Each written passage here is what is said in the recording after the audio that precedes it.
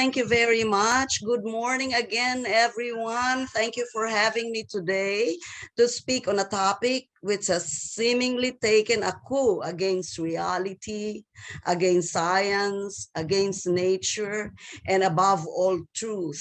And this is the gender ideology, which has been called by no less than our beloved Pope Francis as a demonic, and by Pope Benedict XVI as a profound falsehood and a negative trend for humankind.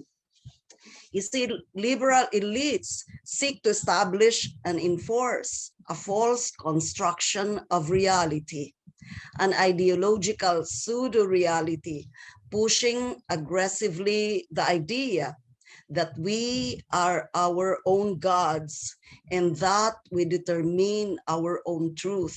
Para sa kanila, walang objective truth. It's relativism. Kung anong gusto mong paniwalaan, pwede.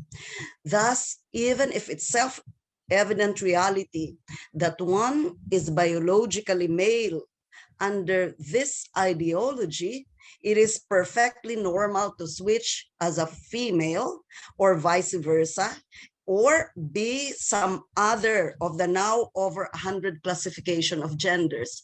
I checked last night, there were about 103 genders now. Can you imagine that?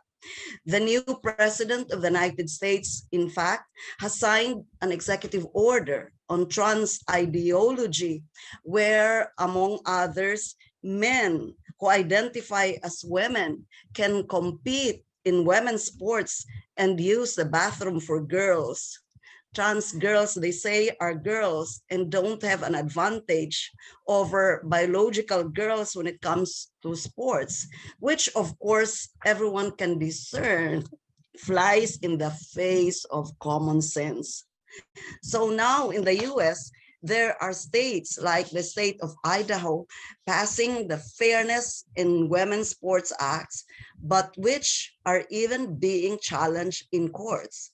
We know, of course, that girls' category sports have been set up for a reason, because everyone knows that there are inherent physical differences that give biological males an inherent advantage over female athletes.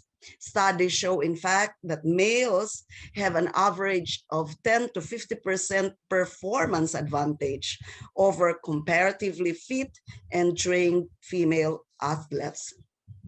But that is actually going ahead of my discussion with you this morning. So before I proceed further, I would like to quote, sorry, it's not moving. My slides is not moving. Can you help me, RJ? Okay. So I would like to quote again U.S. Bishop Thomas Paprocki of Springfield when he said in his homily titled Prayers of Supplication and Exorcism, when LGBT same-sex marriage was approved in the U.S. So he says, my words are not meant to demonize anyone, and I would like to apply it for my words today to all of you, but they are intended to call attention to the diabolical influences of the devil that have penetrated our culture, both in the state and in the church. These demonic influences are not readily apparent to the undiscerning eye, which is why they are so deceptive. But the good news, as Bishop Paprocki says, is that God's mercy and forgiveness extend to those who repent. However, he emphasizes mercy does not mean approving of something that is sinful, but does absolve the wrongdoer after a change of heart takes place in the sinner through the gift of God's grace. Many people today, especially young people, actually hate the church because they think sobrang nakikialam ang Catholic Church. But we have to remember that the Catholic Church actually helped all of us live in the light of truth, as has been said very beautifully in the introduction. We have to remember that the church is modeled after Jesus Christ and works to share the truth and spread love throughout the world to each and every human being. We must therefore take time to understand why the church teaches what she does. Only then can we embrace the truth and live according to it. That is why I'm so very happy that there are so many of you who responded to this call.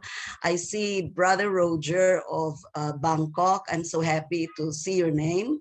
I've met you in Bangkok several times, from Australia, from Hong Kong, from over the Philippines. Thank you for deciding to spend your day today here in this session. You see, the mission of the church is not to control people's lives, but it is to help them along the road to heaven. The commandments, the precepts, and other guidance and documents, guidelines of the church are just like guardrails, as you see here in this beautiful slide, that saves us from falling off the cliff of temptation into the swamp of sin. Once in the swamp, we know that it is very difficult for us to get out. So guardrails, therefore, prevent our car from careening over the edge into the valley of sin. We've all had some spiritual accidents and ended up on unsafe roads that lead to many temptations or sins, like even overeating, or over shopping, immorality, irresponsibility, promiscuity, and other sexual sins.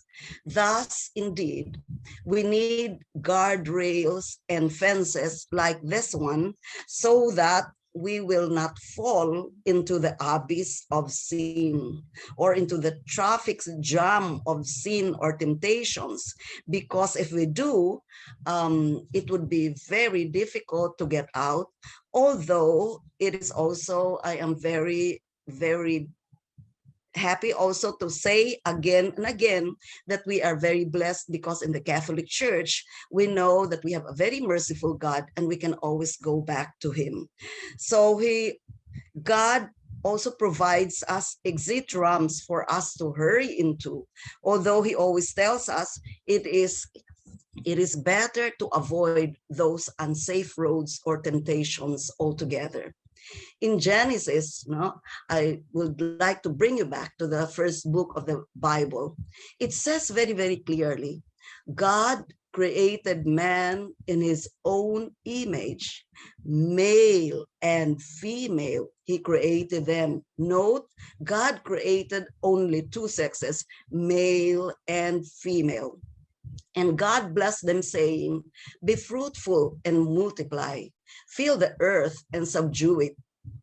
And the Congregation of the Doctrine of the Faith of the Catholic Church says that this tells us that God has willed to give the union of man and woman a special participation in his work of creation. Therefore, in the Creator's plan, sexual complementarity and fruitfulness belong to the very nature of marriage. The Catechism of the Catholic Church is also very clear. It says everyone, man and woman, must acknowledge and accept his sexual identity. Physical, moral, and spiritual difference and complementarity are oriented towards the goods of marriage and the flourishing of family life. The harmony of the couple and of society depends in part on the way in which the complementarity, needs, and mutual support between the sexes are lived out. The Catechism says that by creating the human being, man and woman, God gives personal dignity equally to the one and the other. So each of them, man and woman, should acknowledge and accept his sexual identity. The Catechism also tells us very beautifully that the human body shares in the dignity of the image of God. It is a human body precisely because it is animated by a spiritual soul, and it is the whole human person that is intended to become in the body of Christ a temple of the Spirit. Man, though made of body and soul, is a unity. Through his very bodily condition, he sums up in himself the elements of the material world.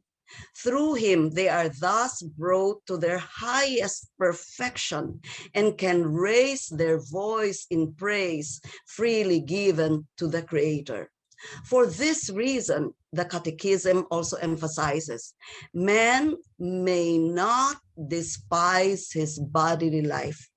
Rather, he is obliged to regard his body as good and to hold it in honor, since God has created it and will raise it up on the last day.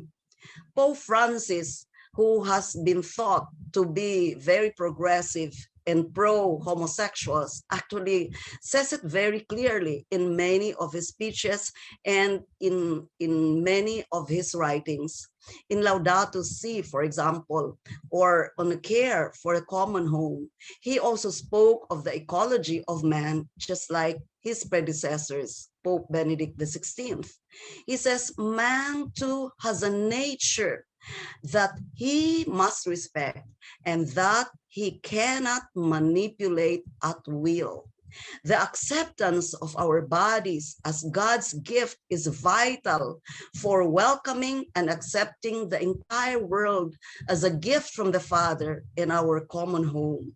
Whereas thinking that we enjoy absolute power over our own bodies, as many people think today, turns often subtly into thinking that we enjoy absolute power over creation, which is not true.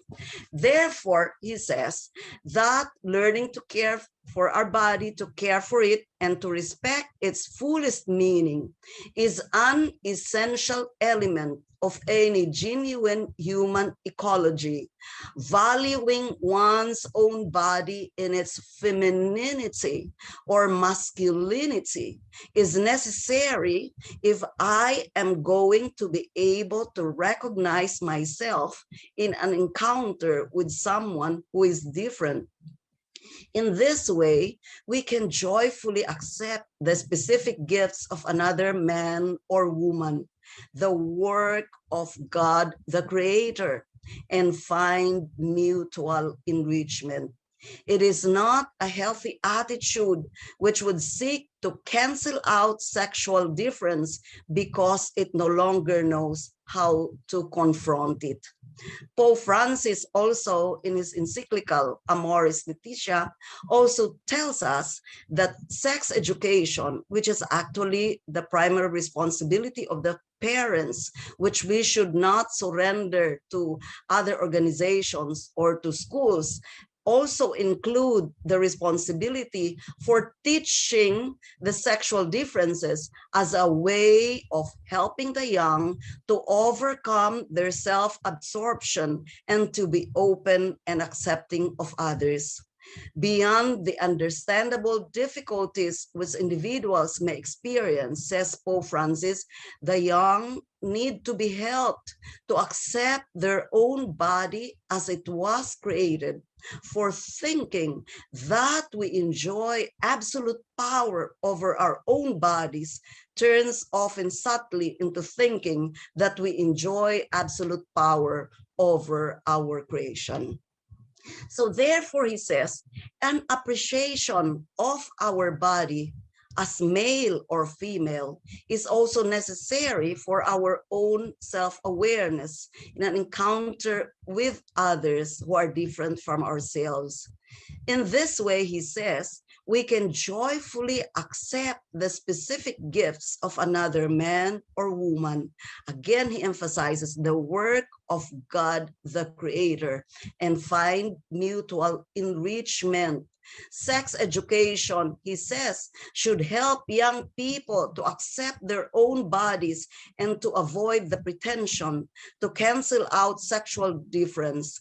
And this is what is happening in the books on sex education, even textbooks in schools, and those produced by the deaf peddlers. The Vatican's Congregation for Education says that it is becoming increasingly clear that we are now facing what we might accurately be called an educational crisis, especially in the field of affectivity and sexuality. And in fact, this also happens even in Catholic schools. In many places, the congregation says curricula are being planned and implemented, which allegedly convey a neutral conception of the person and of life, yet in fact reflect an anthropology which is opposed to faith and to right reason. The disorientation regarding anthropology, which is a widespread feature of our cultural landscape today, has undoubtedly helped to destabilize the family as an institution, bringing with it a tendency to cancel out the differences between men and women, presenting them instead as merely the product of historical and cultural conditioning.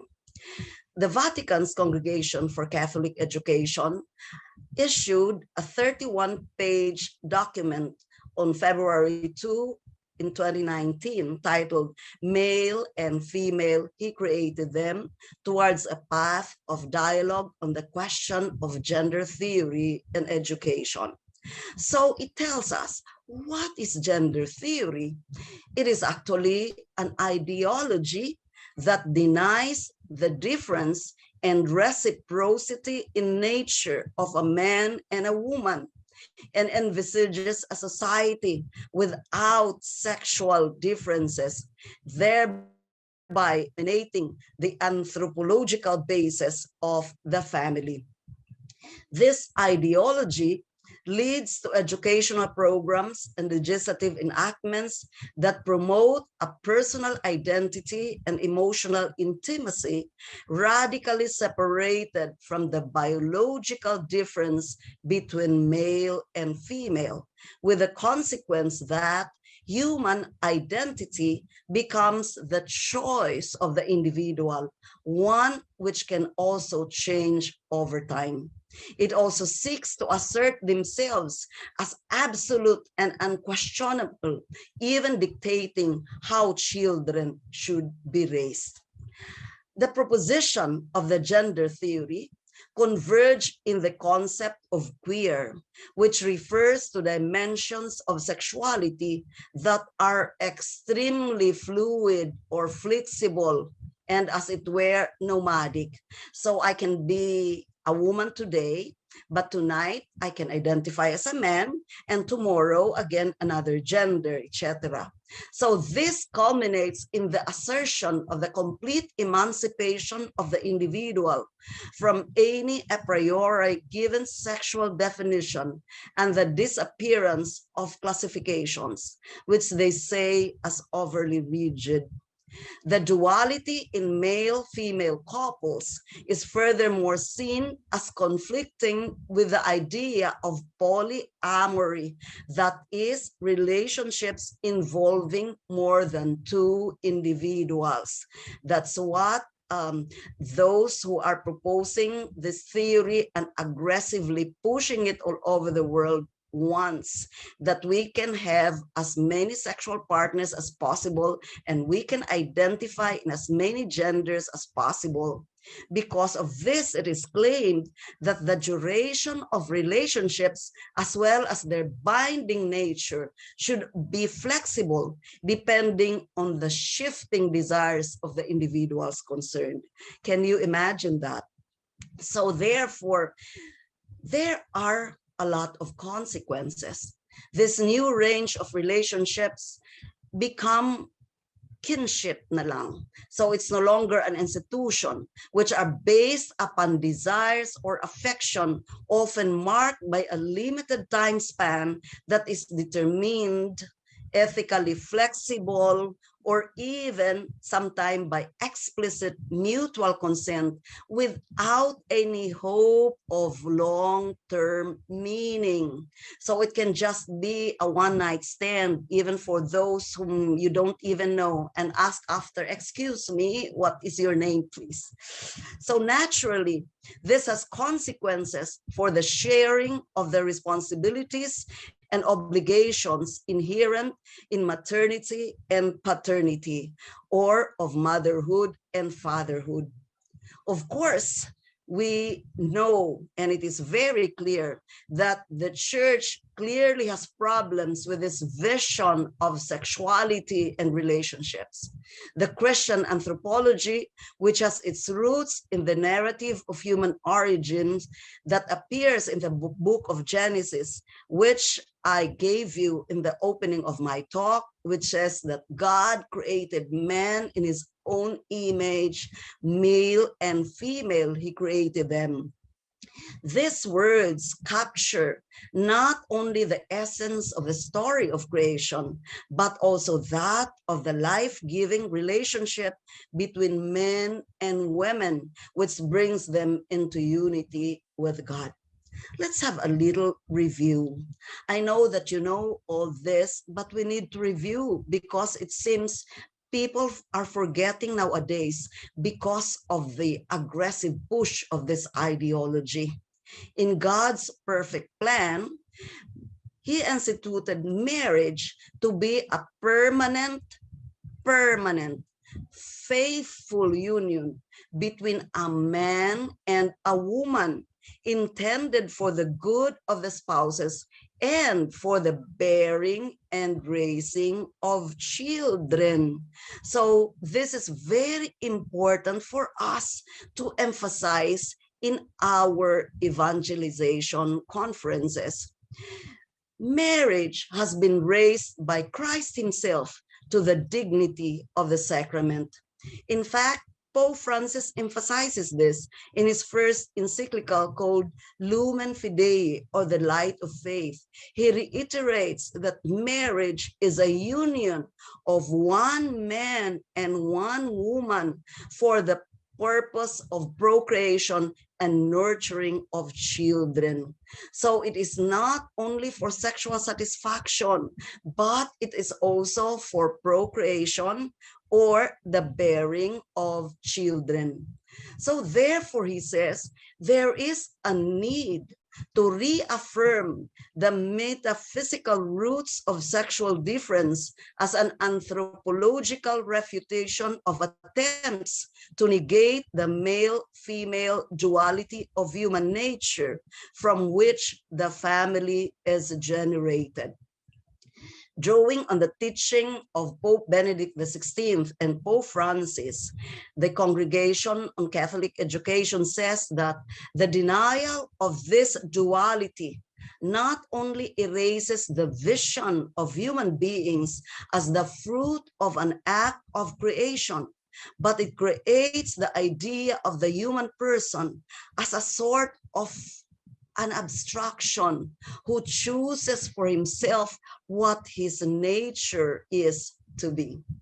Man and woman in their created state as complementary versions of what it means to be human is now being disputed. But let us remember that if there is no preordained duality of man and woman in creation, then neither is the family any longer a reality established by creation. Likewise, the child has lost the place he had occupied hitherto and the dignity pertaining to him. So therefore, the congregation calls Catholic educators to go beyond all ideological reductionism or homologizing relativism by remaining faithful to their own gospel-based identity in order to transform positively the challenges of their times into opportunities by following the path of listening, reasoning, and proposing the Christian vision while giving witness by their very presence and by the consistency of their words and deeds. Pope Francis has often spoken about ideological colonization. He has repeatedly warned us that there are ideological colonizations which destroy not with weapons, but with ideas. He mentions specifically this gender theory. He says, today, children are taught in schools that everyone can choose his or her own sex. And so I would like to bring you back to his message during the encounter with families in January 2015 when he came to our beautiful country. He told the families, you were given a role to recognize the dangers to our families and protect them from new ideologies. There is an ideological colonization for which we have to be careful of those trying to destroy the family. Challenged by the red definition of marriage and openness to life, as families, we have to be very wise with fortitude to this colonization, which will destroy the family.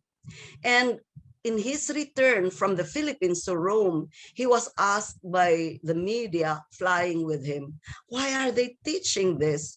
And he said, matter of factly, because the books are provided by the persons and institutions that give you money. And these forms of ideological colonization are also supported by influential countries. And he says, this is terrible.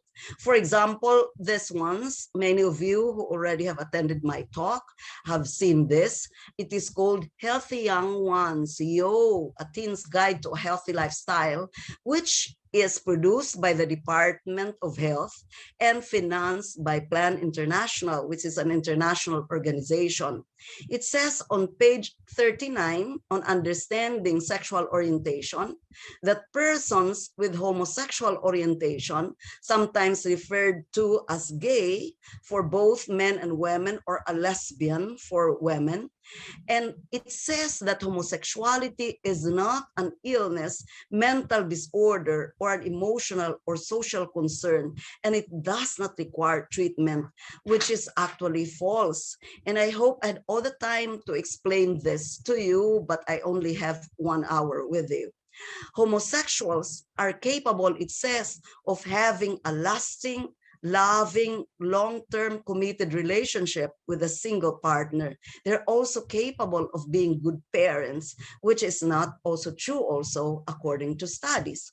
This one produced by the University of the Philippines, Your Reproductive Health. It says there, it talks about sex and sexuality, and it says sometimes you also get attracted to a person of the same sex. Lesbianism and bisexuality are equally normal sexual feelings. But of course, we know it's not normal. In fact, from the very beginning, homosexuality has always been in the category of aberrancy by the association, the APA, American Psychiatric Association. However, in 1974, because of a tumultuous lobby by gay groups, they removed it from the category of aberrancy. But please note that it never did say it was normal. And many of the officers of the American Psychiatric Association have actually come out in the open to criticize the decision, saying that it is not actually scientific, but it was just political. And here are some of the transgender kids' books. So they're even giving it to kindergarten pupils. Can you imagine that? So you have to know, we parents, my fellow parents here, we need to examine the books, even for our nursery and kindergarten kids, because we do not know what are being taught to them. And these books that I am showing you here, BU, Call Me Max, and Family is a Family is a Family. So for example, this book, Call Me Max, is a picture book which is written for kindergarten to third grade audience, for young students to see transgender characters and how those individuals are just like anyone else with their own likes and dislikes and personalities. So they're actually starting it young. So they are starting the brainwashing as early as nursery or kindergarten, because they know the children of that age, they're like sponge, wherein they take what is being given to them, and they always believe their teachers. And this one, BU, which is also for kindergarten, one page reads, think for yourself and set your own unique course. It isn't always easy, but you'll be heading in the direction of you. Can you imagine that? You think a kindergarten pupil can understand this, and they are telling us this is age appropriate? What if you tell your kindergarten kid, okay, you can actually, you don't have to follow the traffic light, you can go on yourself? What is going to happen? It is very, very dangerous what they are teaching our children. And this one also, which is meant to promote any kind of family, not the family that God has designed it to be. No, so the teacher asked the children in her class to think about what makes their family special. And then there was one student who thought that as her classmate described how they live with and who loves them, family of every shape, size, and every kind of relation, including families of same-sex marriages, which we cannot call marriage, but just unions. The child realizes that as long as her family is full of caring people, it is special. So they are really brainwashing our children at a very early age. And this one, Beyond Magenta, transgender teens speak out, which is also being given to our young people. This is a sexually explicit book containing explicit language, violent acts, and graphic descriptions of sex carried out by children as young as 6 years old. Can you imagine that? And it is written mostly in first person by transgender people who share their journeys without mentioning the illegal nature of their activities and or the consequences of certain behaviors. And these death peddlers, the promoters of this diabolical ideology, also writes manuals which they share to our governments on good practices like this one, Only Adults, Good Practices in Legal Gender Recognition for Youth, in the hope that governments or other countries will also follow. I would like to show you this. I would like to emphasize that this gender agenda is not exactly new, although it became very evident at the opening of the 20th century. For example, this one, which appeared published in a special supplement of a Planned Parenthood World Population document in 1970, tells us of examples of proposed measures to reduce U.S. fertility, no? And you will notice here that there is something that says, I hope you can see it, encourage increased homosexuality. So there you can see an agenda that it is also for population control. Because if two men marry, is there going to be children? Or if two women marry, is there going to be children? And science tells us that people who live an active life of homosexuality, they actually deduct something like 25 years in their lives. So it is actually part of the agenda. So they are promoting it purposefully, no? So that in his address to the UN General Assembly in 2015, Pope Francis told them that you have a duty to recognize ethical limits, warning that promoting the social progress and better standards of life can risk becoming an unattainable illusion, or for carrying out an ideological colonization by the imposition of anomalous models and lifestyles which are alien to people's identity and in the end irresponsible. Of course, you and I know that we are the most precious creation of God. We are made in his image and likeness, and therefore God created us very specially, no? So human life is therefore most precious and it is inviolable. And Pope Francis has actually spoken many times about gender ideology. He spoke to bishops of the Caribbean saying that the differences between men and women must be recognized and valued.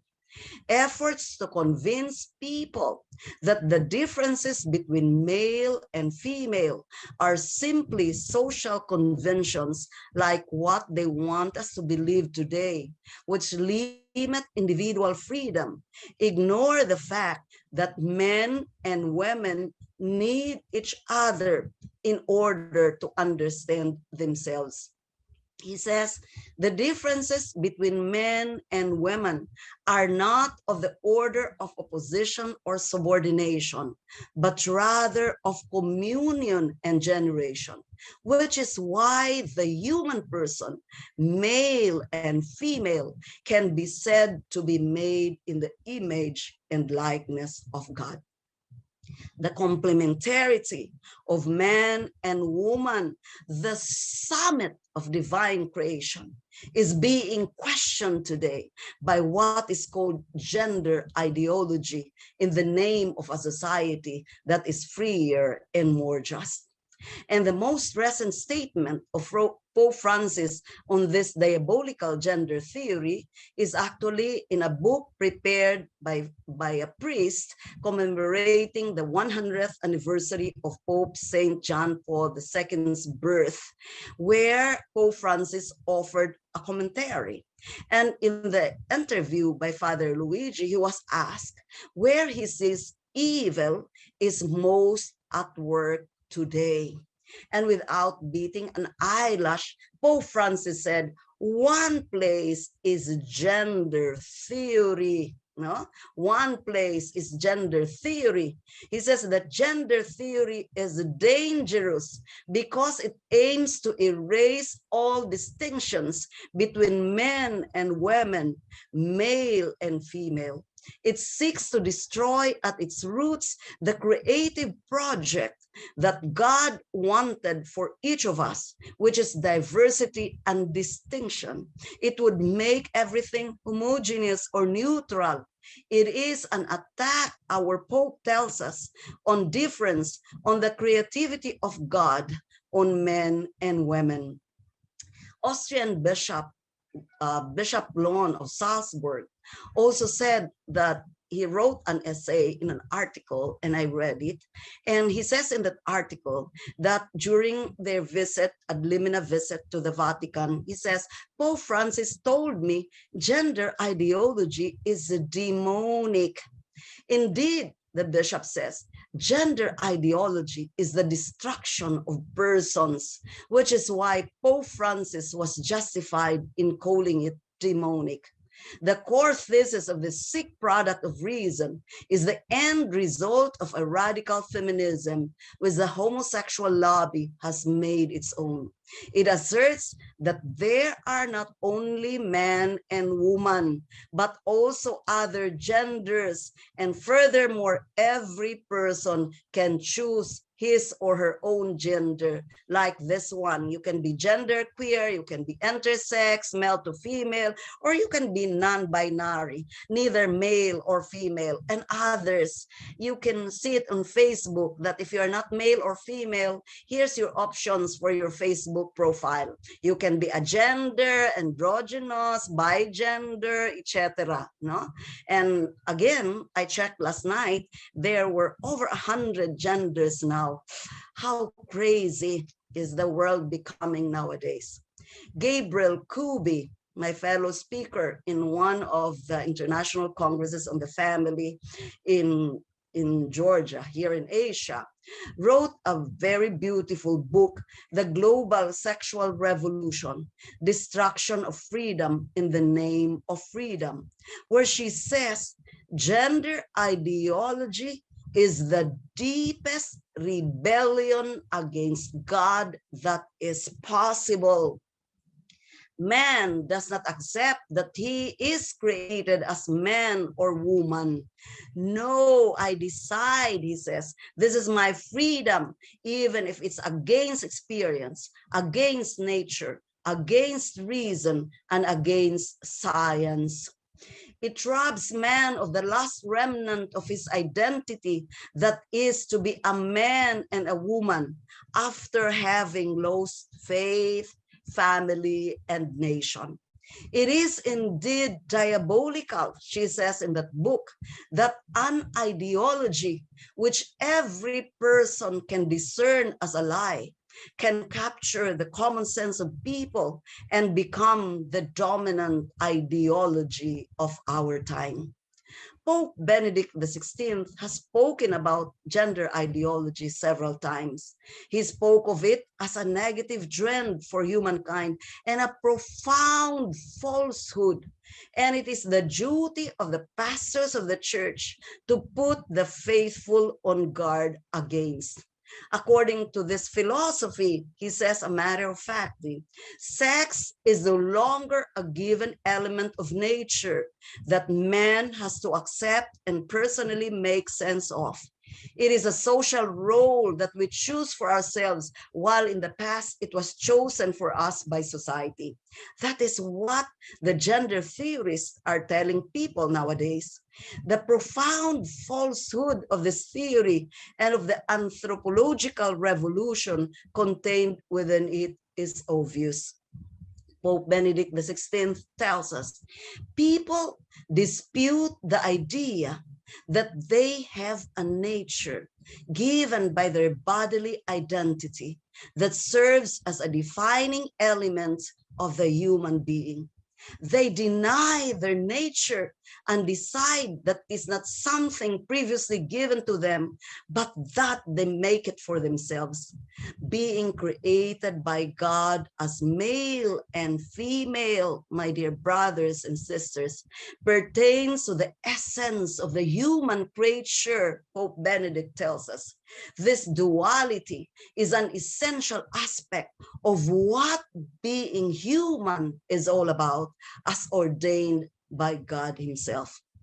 The words of the creation account, male and female, he created them, no longer apply to the secular world. No, what applies now is this. It was not God who created them male and female. Hitherto society did this, so now we can decide for ourselves. Man calls his nature into question.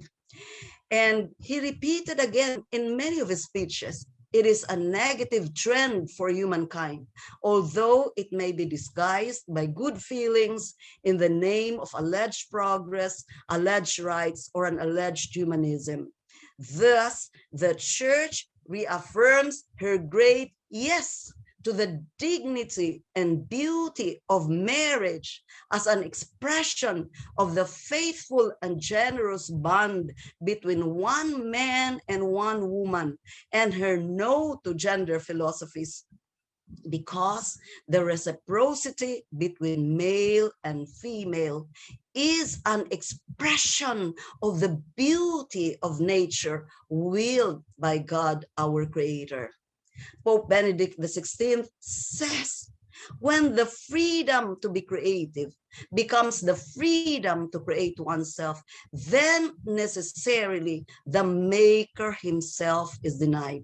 And ultimately, man too is stripped of his dignity as a creature of God, as the image of God at the core of his being. I like the car sticker that I bought in Washington, D.C. It says, there is only one God. Quit applying for his possession. But today, many people want to play gods. Again, I would like to repeat, there is only one God. Quit applying for his possession.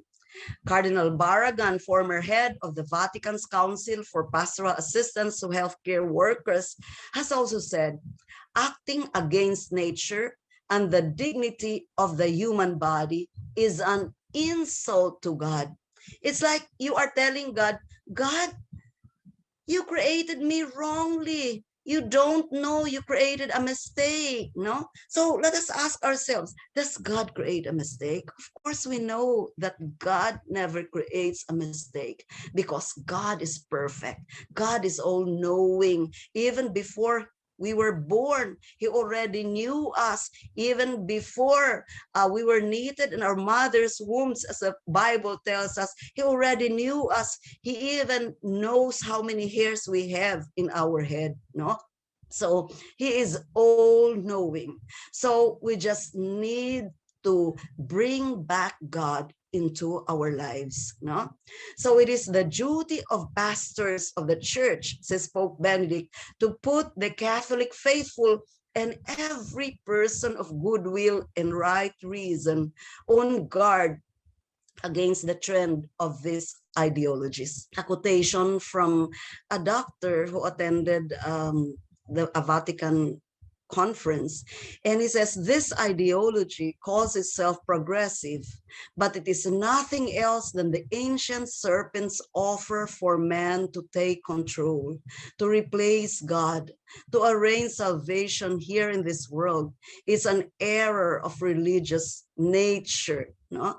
And according to His Eminence Cardinal Cafara, former president of the Pontifical Institute of John Paul II Studies on Marriage and Family, he says, at the root of this is the work of Satan, who wants to build an actual anti-creation. And this, he says, is the ultimate and terrible challenge which Satan is hurling at God. It's like Satan is saying, I am demonstrating to you that I am capable of constructing an alternative to your creation. And man will say, it is better in the alternative creation than in your creation.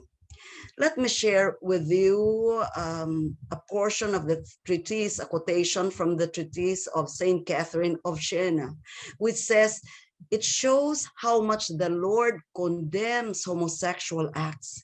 She says, the wretched do even worse and commit the accursed sin against nature. And like blind fools whose reason is clouded, they do not perceive the rottenness and misery in which they find themselves. Not only to me, who I am the highest eternal purity. It is disgusting, so detestable indeed, that for this one sin of homosexuality, I destroyed 5 cities by my divine judgment, since my righteousness would not bear it any longer, but even to demons. So, as I was saying earlier, the solution is actually evangelization or conversion, bringing back everyone to God. As Julia Bick, transgender feminist, says, transgender ideology, which states that sex is a social construct and not a biological reality, negates the real experience of homosexual or bisexual people. So if there is no biological sex, as what the gender theorists want us to believe, how can there be a homosexual? Often they are so illogical, no?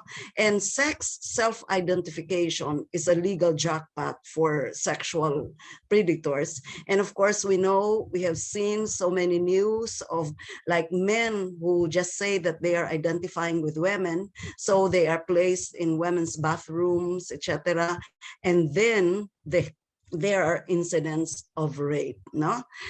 But well, as the Catechism of the Catholic Church, every sign of discrimination in that regard should be avoided, because these persons are called to fulfill God's will in their lives. And if they are Christians, to unite to the sacrifice of the Lord's cross, the difficulties they may encounter from the situation. And homosexual persons, the Catechism says, are called to chastity by the virtues of self-mastery that teach them inner freedom, at times by the support of disinterested friendship, by prayer and sacramental grace, they can and should gradually and resolutely approach Christian perfection. And we have many examples to show that, and I hope I will still have time to show you some. See, as Pope John the 23rd Pope John the 23rd said, every human being is a person. His nature is endowed with intelligence and free will. And indeed, because he is a person, he has rights and obligations which flow directly and immediately from his human nature. But what is wrong in our culture today is that there is one-sided emphasis only on personal rights, but with little or no consideration of the divine law, of natural law, of which God himself is the author, as the source of all human rights. And little effort is made, moreover, to correlate rights with duties.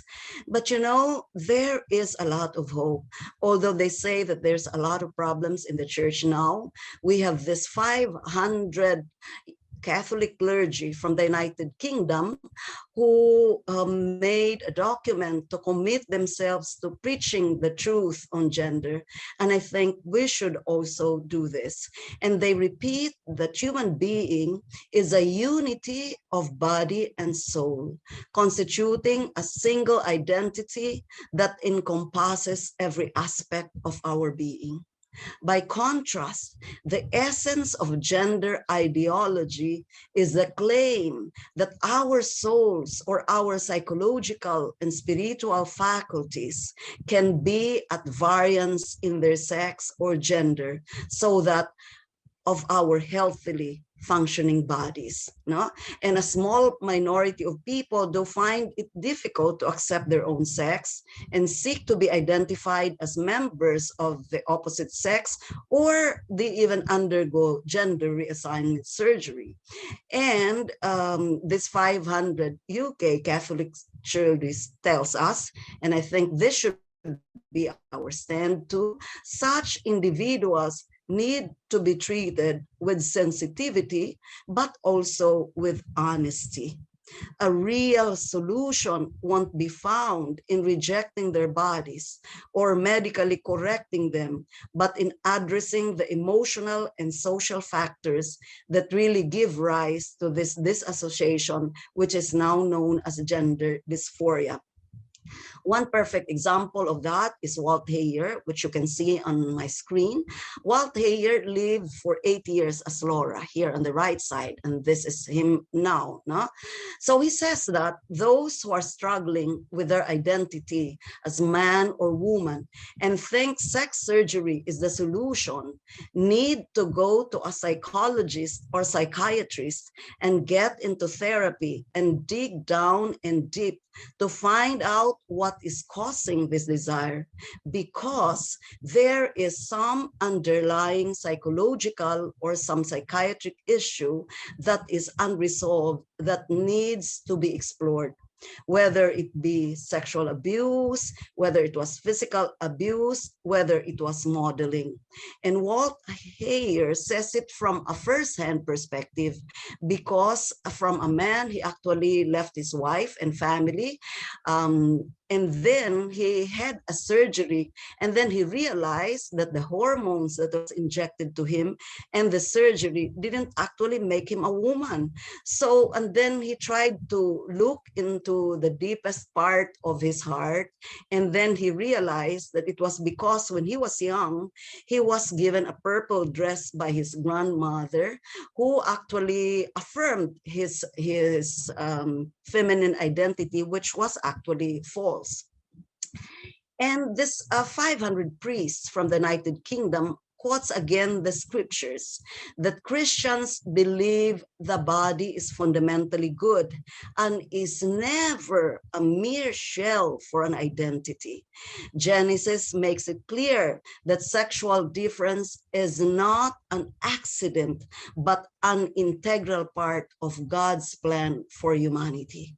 And we just need to trust God for that, because as I was saying earlier, He is all-knowing. My dear brothers and sisters, true and lasting happiness lies in accepting who it is that God has made for us, for His plans for us are always plans of infinite love. As Pope Francis has said, only God can give us true happiness. It is useless to waste our time seeking it elsewhere, in riches, in pleasures, in power, in careers. The kingdom of God is the realization of all our aspirations, because it is at the same time the salvation of man and the glory of God. And how true indeed. I wish I still had the time, because I would have a lot of examples for this. As the Bible tells us, my grace is sufficient for you, the Lord assures us.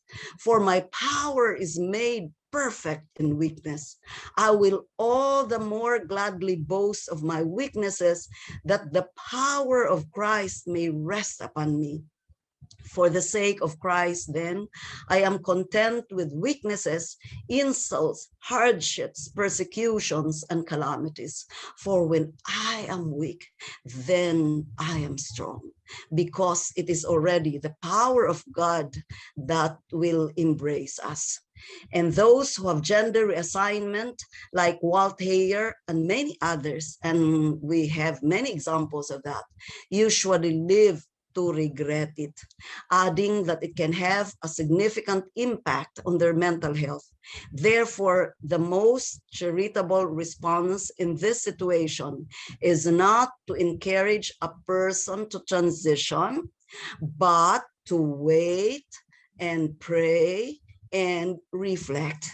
And if we totally surrender ourselves to the Lord, we pray to Him, pray unceasingly as we have never prayed before, He will always show us His mercy and glory and love, and will always be there for us. Trust me, this is also what happened to my life in my conversion.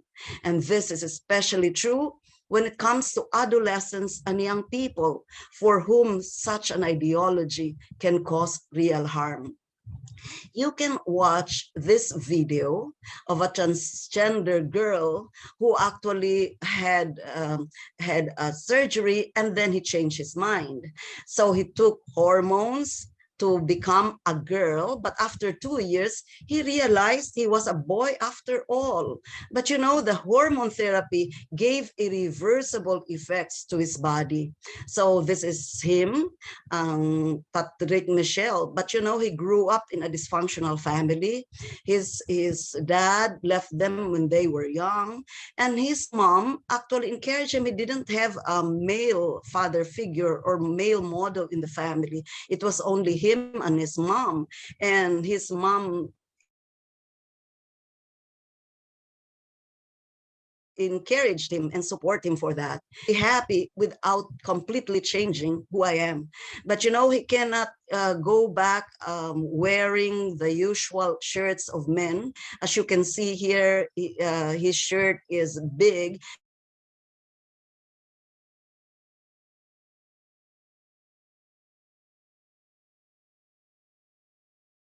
because the hormones actually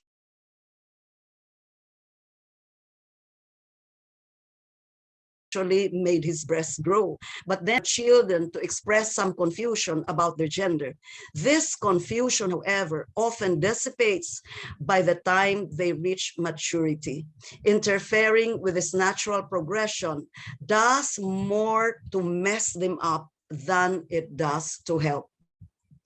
And he says, you think that their emotional problems are going to get better by giving them estrogen? That's called optimism. It's not called scientific method.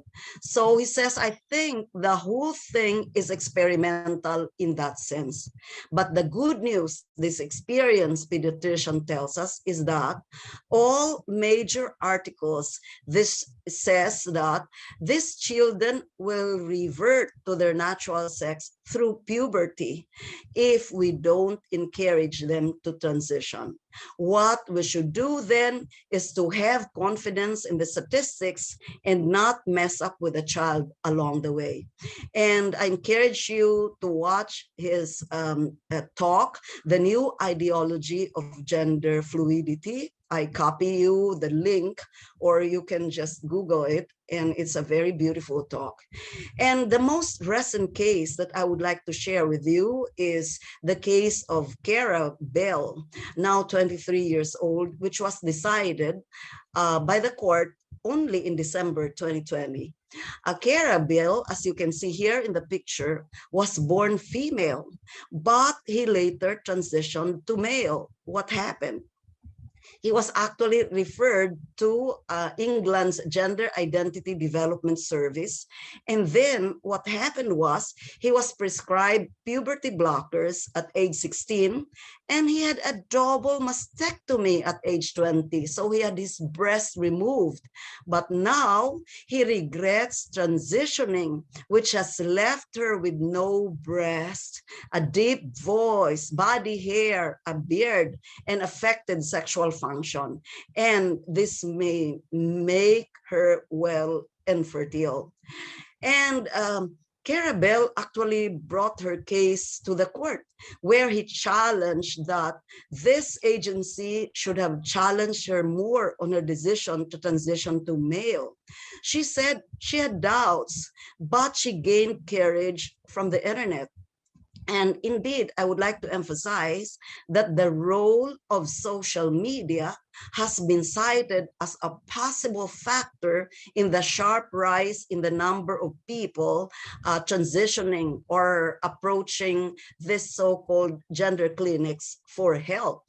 And this is now Kara Bell. He has no breast because he had mastectomy of the two breasts. And he says, the further my transition went, the more I realized that I wasn't a man and never would be.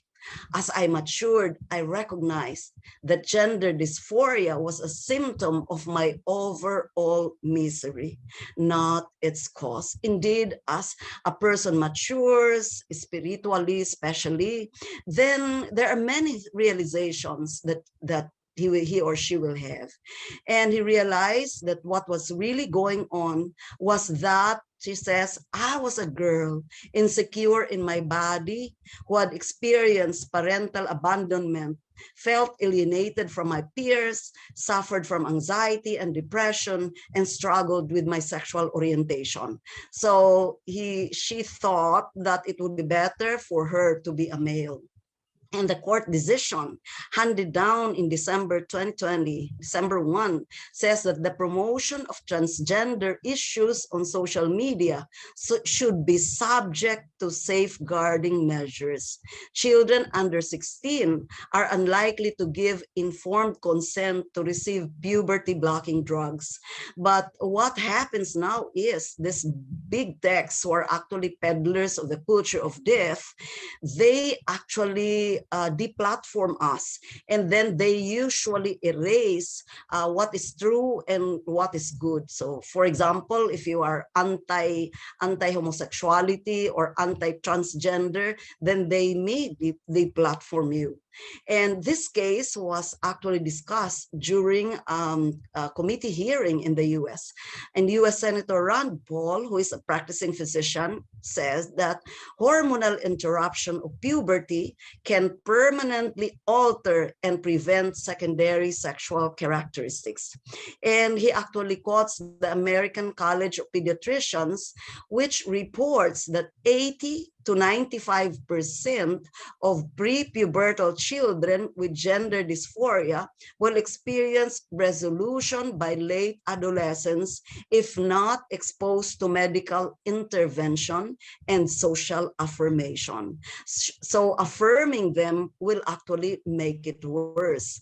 So therefore, as the 500 priests from the United Kingdom says, it is especially unacceptable that children be encouraged to undergo surgery or take hormones. Ultimately, we know that it is in the truth of the gospel and through the grace of the sacraments that every human being can find the fulfillment that God intends for them. In all the cases of transformation that I have read and I have come across, they always say that it was because of God's grace that they were able to transition. And as Archbishop Charles Chaput says, the point is not to challenge what the church believes about human sexuality, but to preach and teach it with confidence, joy, and zeal. Biblical truth liberates. It is never a cause for embarrassment. Psychiatry expert Dr. Joseph Berger, who is a specialist in psychiatry by the Royal College of Physicians and Surgeons of Canada, and also certified by the American Board of Psychiatry, says that from a medical and scientific perspective, there is no such thing as a transgendered person. He says that terms such as gender expression and gender identity are the very least ambiguous and are more an emotional appeal than a statement of scientific fact. People who identify themselves as transgendered are mentally ill or simply unhappy. Hormone therapy and surgery are not appropriate treatments for psychosis or unhappiness. And indeed, if you look at our brothers and sisters who believes in this being transgendered or in this gender theory, we can see that there is nothing wrong with their bodies. There's nothing wrong with their bodies, but it is their mind who is telling them that they were born in a wrong body, that they are, for example, if they are males, that they are male trapped in a woman's body. So therefore, there is something wrong in their thinking. And Dr. Berger says that cosmetic surgery will not change the chromosomes of a human being, in that it will not make a man become a woman capable of menstruating, ovulating, and having children, nor will it make a woman into a man capable of generating sperm that can unite with an egg or ovum from a woman and fertilize that egg to produce a human child. And I think this is the reason why we see a rise of suicide among these people. And another expert, who is a distinguished professor of psychiatry at Johns Hopkins University School of Medicine, and who is in fact psychiatrist in chief of Johns Hopkins Hospital, who used to do transgender surgeries before, Dr. Paul McHugh tells us that he stopped the procedures because he found that patients were no better adjusted or satisfied after receiving such treatment.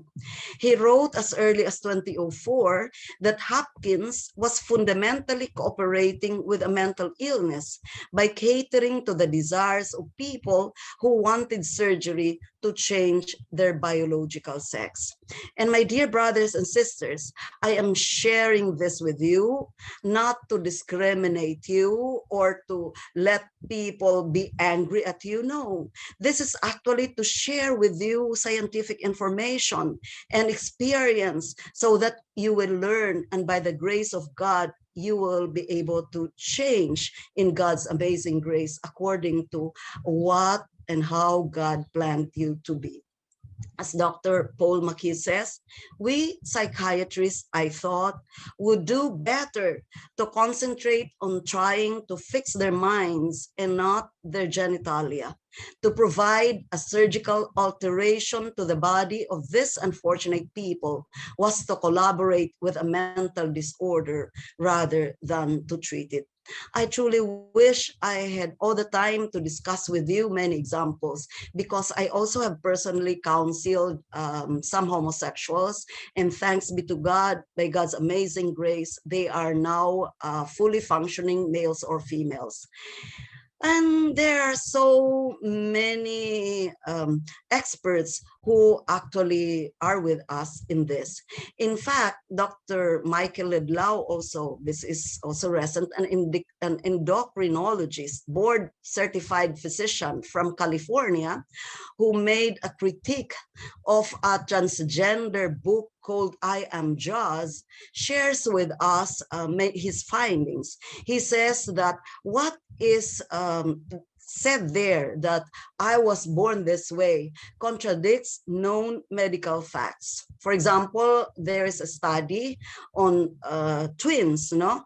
Because if gender identity, he says, is determined only by genes, then we would expect that identical twins would profess having the same gender identity nearly 100% of the time. But this is not the case. And this is the case of the biggest study made for identical twins, where only 28% identified as transgender. So he says that this is consistent with the fact that multiple factors play a role in determining gender identity, including psychological and social factors.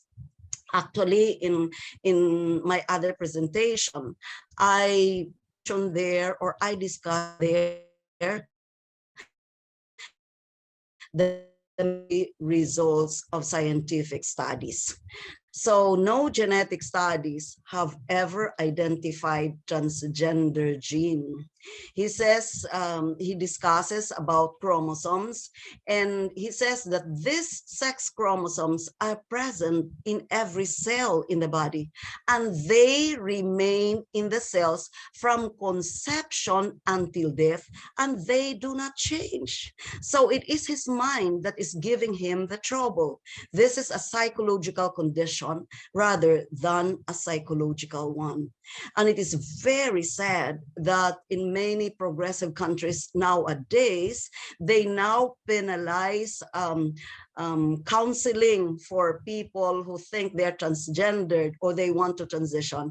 And that is indeed very, very sad, because it is counter science and counter reality. And he also shares us a lot, but I will just share this with you in passing because of lack of time. So again, he confirms the fact that most children who suffer from gender dysphoria will no longer experience it by the time they become adults, no? And he even says that it's 90% of biologically male children who believe they are female as young children, when they are allowed to go through normal puberty and enter adulthood as men, will identify as biological males. So we have a lot of scientific studies to prove this. So brothers and sisters, people do have a choice what to do with those attractions, whether to engage in homosexual conduct, whether to self-identify as gay, And yes, whether to seek help to change those attractions. And studies show that those people who think they are homosexuals, they are gay, they have gender dysphoria, if they are only open to this and they seek help and then they fully surrender themselves to God, the studies show that they can really change, no? For example, the 61-year-old who transitioned from female to male, who now says she feels mutilated and so has started to treatment to reverse the process. So it is this one when he thought he was male, but he is actually a she. She's a woman, and this is her now. Actually, she had surgery, and then she testifies that she broke down when she woke up after undergoing her final gender reassignment surgery, and he has recently gone back to identifying as a woman. He is Debbie Carrimer, who is actually now 61. And after years of counseling, she came to the realization that she was actually suffering from complex post-traumatic stress disorder because she was sexually abused for years by her late father. And now she understands, after years of counseling and accompaniment, that her self-hatred actually came from a fear of being raped. And she had the feeling that if she had her vagina removed, then she couldn't be raped anymore. But please hear her story so that you will learn a lot. So what else can we do? I'm almost done. We have to learn and live our faith. We have to be solidly grounded on the gospel, on the scriptures, because on the sound base we can build a life which responds positively to what St. Peter tells us. Always have your answer ready for people who ask you the reason for the hope that you all have, but give it with courtesy and respect and a clear conscience. We have to rely on the perennial freshness of the gospel message and its capacity to transform and renew those who accept it. Find our sufficiency in Christ, who is the same yesterday, today, and forever. Self-love can change over time. So the song which says that the greatest love of all is the love of self is actually false. Jesus showed us when he died for us on the cross that the greatest love is not really the love of self, but it is when you become selfless that you can even give your life for the person you love, like what Jesus showed to us. The fact that God made us male and female should not make us controversial at all. The creator of the universe made us so for a reason. And again, I would like to emphasize, he has a perfect plan for us. But some of us, some Christians, are afraid to say the truth, especially on social media, because we may be labeled as producer of hate speech, and then we may be deplatformed, or they belong to very powerful groups and they can do something bad to you. Please tell them you are not unloving, but you are just repeating what God, our creator and source of love, says. In fact, it is out of love and out of our genuine care, our sincere love for these persons, that we are sharing this information with them. Because if we don't truly love them and care for them, why should we be here? This is not the way to be popular, because it's like we are going against the current, but true love will always tell you the truth, no? So we have to speak the truth in love and rely on God, because on our own, we are nothing. It is God who can change heart and can change the whole person. And we need to study carefully and understand what has been happening in the recent decades, how this gender sensitivity, gender theories has come into play, and now it is lording it over. And at the root of this mentality, which is utterly pervasive in our culture today, is a perverted understanding of the nature of freedom. They always tell us, this is my body, so this is my choice. I have my freedom. And according to this erroneous notion, freedom is simply the right to do whatever you want, regardless of whether or not it is the right thing to do. That is not freedom at all. No, because there is no freedom that is absolute. You try it. If for example, you don't like your neighbor, you try to kill that neighbor because you are free if you will not be imprisoned. So no freedom is absolute. God actually gave us the freedom, a free will, so that we will do good. Let us learn from Saint Anselm, the great medieval doctor of the church, who says that freedom is the power to present rectitude of will for its own sake. He says someone is truly free only insofar as they have the ability or strength to do the right thing, not for the sake of any reward or any other motive, but simply because it is the right thing to do. God cannot choose to do evil because God's essence is goodness in itself, and we are made in the image and likeness of God. So we can ask, as St. Anselm said, is God unfree, or are the angels or the saints in heaven unfree because they cannot choose to do bad? And the answer is clear. And of course, it's a big no. Far from being unfree, God and the angels and the saints are the most free beings there are. Freedom, therefore, is not found in the capacity to choose evil, but rather in the act of choosing good. Humans are only truly free when they use that ability in the right way. Ultimate freedom is found when, after a life of virtue, a person's will becomes so utterly drawn to the good that they lose all desire to choose evil. What else can we do? We need to train. We need to teach our next generation. And so I'm happy to be a part of this conference. And let us start in the family, especially when they are still young. Let us live the gospel values, because values are not really taught, but they are caught. So as parents, let us be good examples to our children. Let us teach the young about the coherence of God's teachings and the sensible nature of Christian ethics.